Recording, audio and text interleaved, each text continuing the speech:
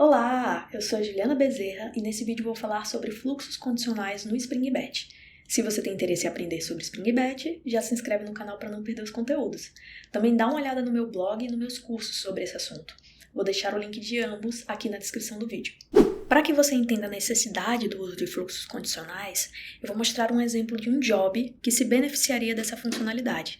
Esse job, ele basicamente é responsável por ler um arquivo de clientes e, dependendo do tipo de arquivo, ele vai ter dois comportamentos diferentes.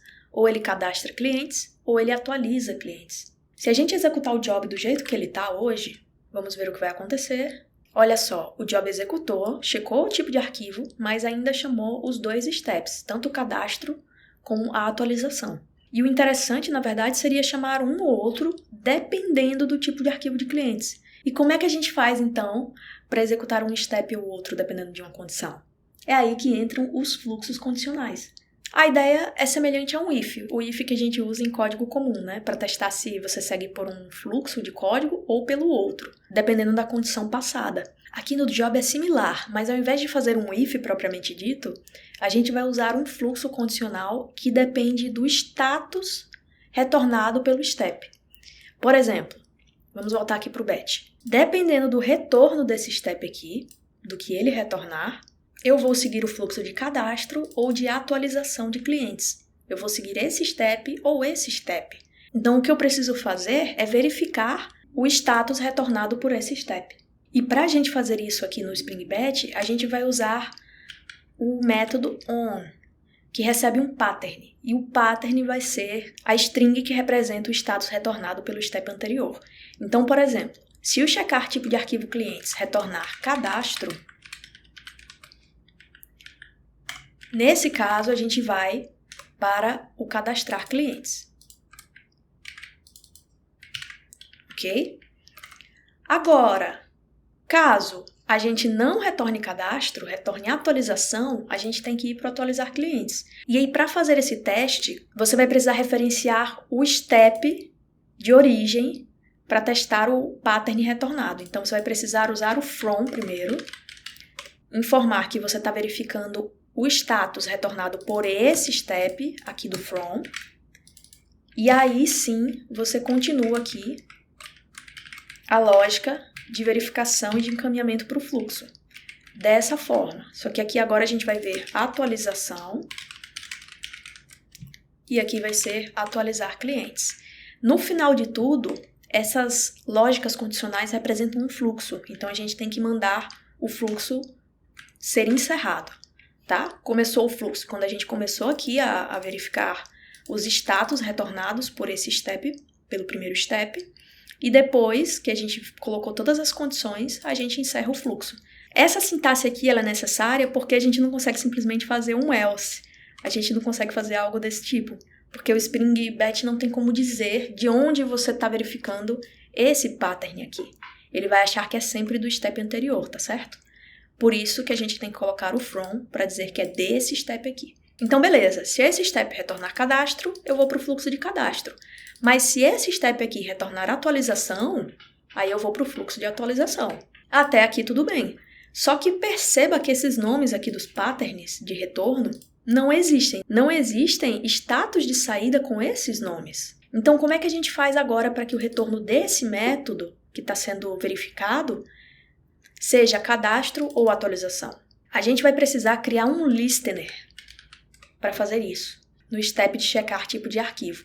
E dependendo do que for observado nesse step, nesse caso ele está adicionando, dentro do contexto de execução do step, um tipo, o tipo que ele encontrou, cadastro ou atualização. Então o meu listener precisaria verificar essa informação para saber se vai retornar cadastro ou atualização. É basicamente isso. Então, vamos criar esse listener agora, aqui embaixo. Vamos lá, eu vou criar uma classe aqui mesmo, tá? Uma classe interna, que eu vou chamar de Operation Listener, para identificar qual operação vai ser chamada. Nossa, eu coloquei como método, é uma classe, prontinho. Agora, a gente precisa que esse listener execute a verificação depois que o step concluir. Então, para marcar a execução do listener para depois do step, a gente usa a notação after step. Ok? E agora a gente precisa seguir a assinatura esperada por essa anotação. que é um método público que retorna um exit status do Spring Batch e que pode ter qualquer nome, eu vou colocar aqui after step, e recebe como parâmetro o step execution. Ok? Se você passar o mouse em cima da anotação, você vai verificar que é essa assinatura esperada para essa anotação. Então, tá tudo ok aqui. E agora o que a gente precisa fazer, na verdade, é retornar a string que está aqui dentro do contexto de execução do step. Então, eu preciso pegar essa chave aqui do contexto de execução, o tipo. E aí a gente só retorna ele. Ele já está retornando a string que é esperada aqui no meu fluxo condicional.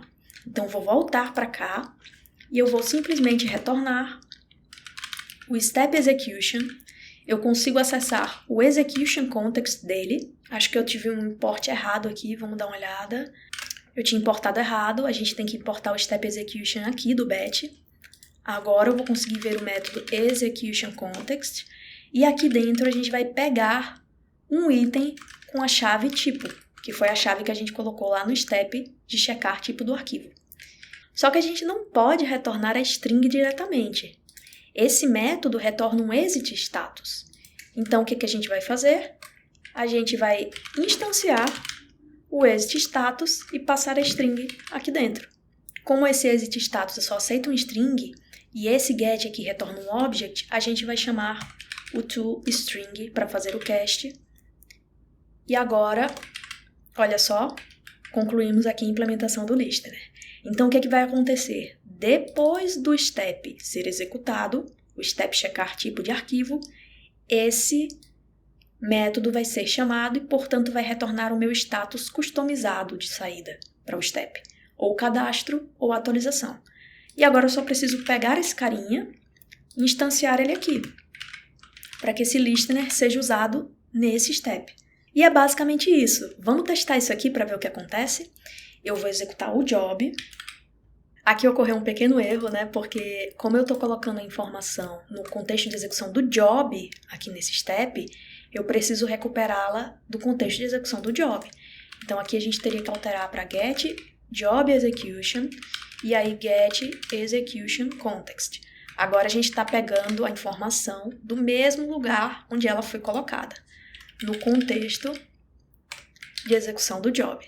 Tá ok? Então agora sim eu vou rodar de novo e a gente deve ver o resultado. Olha só, executou, completou e agora a gente está vendo que tem um cadastro de cliente sendo executado, mas não está sendo executada a atualização. Então, de fato, parece que está funcionando, né? Vamos mudar aqui para, no lugar de ser cadastro, vamos agora retornar a atualização. O tipo de arquivo aqui está sendo atualização de usuário. E vamos ver se o step de atualização é executado. Vamos dar uma olhada. Olha só, agora a gente executou o atualizando clientes, o atualizar clientes. Então, realmente, a gente tem um fluxo condicional configurado. A gente está executando ou um step ou outro, dependendo do que o step anterior retorna. Então, é isso. A gente primeiro contextualizou o problema para entender essa necessidade de fluxo condicional e depois a gente implementou os fluxos condicionais com Spring Batch. Espero que você tenha gostado do vídeo. Se gostou, deixa um like, deixa um comentário e compartilha com os colegas esse conteúdo. Ele pode ser muito útil aí no dia a dia de implementação de jobs. Combinado? Então, um abraço para você e até mais!